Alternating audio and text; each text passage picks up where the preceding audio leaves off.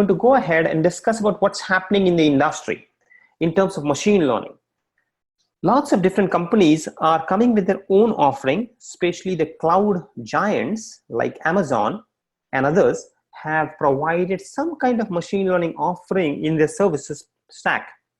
If you look at Amazon Web Service, there is an offering called Amazon Machine Learning, which they came around like 2015 and so on period.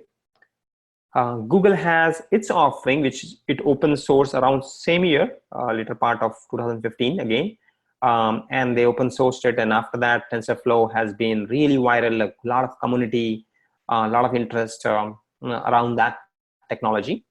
Microsoft came a little late in the cloud arena, and specifically this parts, but they have also on their cloud, which is Azure, a machine learning offering which you can use and deploy and build models.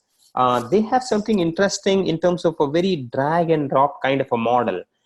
So many of the demos I use that, but today we're going to look in a different angle, more on the AI side. But just if somebody is not so much technical and wanted to explore machine learning, you can just sign in for Machine Learning Studio by Azure, and that's a great starting point. And you don't have to write much of code, and you can start playing and exploring around. Others have decent amount of code to be written, just so that you know. The other prominent offering in the machine learning world is Spark. So Spark is a component, a framework in the big data world. There's Hadoop and MapReduce and so on and so forth. So Spark is more of a framework for processing data, a very powerful processing engine, and it can do various kinds of processing, and machine learning being one kind of that.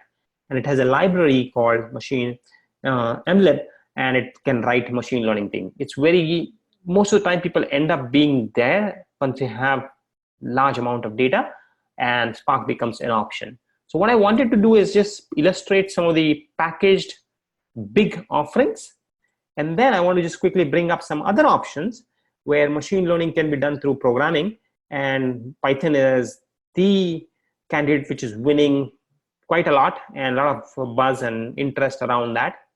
And there is another one which is R, which is commonly called as in the academic side and the healthcare side, and it's more of a statistical language which has been there for decades, but also provides good amount of data science capabilities as well.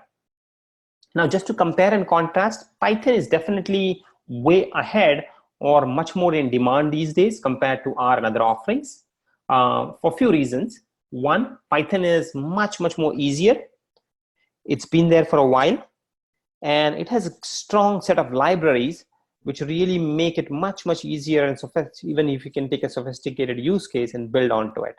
So and a lot of companies are investing, Google and Facebook and other companies are investing heavily into Python because they have a lot of their development and team in that arena. So Python is definitely getting a lot of buzz.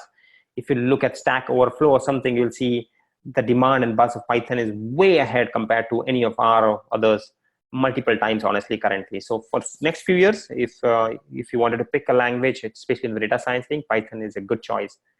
Google's TensorFlow and all this also builds on top of that. So it's a great starting point. So just wanted to bring up some basic understanding of machine learning and what kind of offerings are available in the industry so that you can use it.